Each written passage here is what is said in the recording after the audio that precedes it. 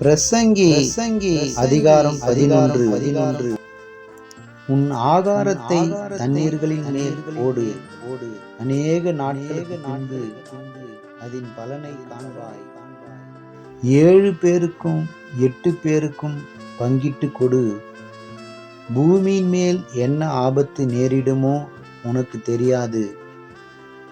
மேகங்கள் நிறைந்திருந்தால் மழையை பூமியின் மேல் பொழியும்.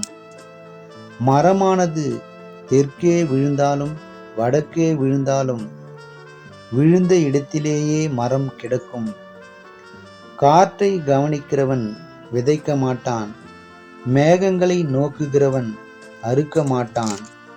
ஆவியின் வழி இன்னதென்றும் கர்ப்பவதியின் வயிற்றில் எலும்புகள் உருவாகும் விதம் இன்னதென்றும் நீ அறியாதிருக்கிறது போலவே எல்லாவற்றையும் செய்கிற தேவனுடைய செயல்களையும் நீ அறியாய். காலையிலே உன் விதையை விதை, மாலையிலே உன் கையை நெகிழ விடாதே. அதுவோ இதுவோ எது வாய்க்குமோ என்றும் இரண்டும் சரியாய் பயன்படுமோ என்றும் நீ அறியாயே. வெளிச்சம் இன்பமும் சூரியனை காண்பது கண்களுக்கு பிரியமும் ஆமே.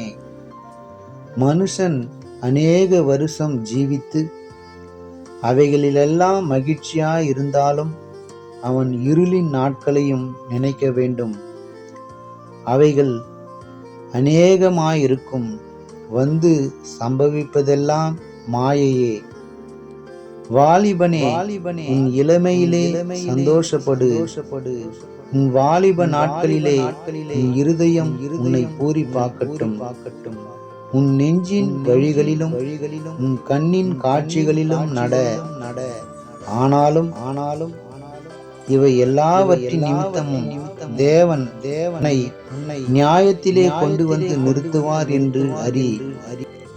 நீ உன் இருதயத்திலிருந்து சஞ்சலத்தையும் உன் மாம்சத்திலிருந்து தீங்கையும் நீக்கி போடு. இள வயதும் வாலிபமும் மாயையே.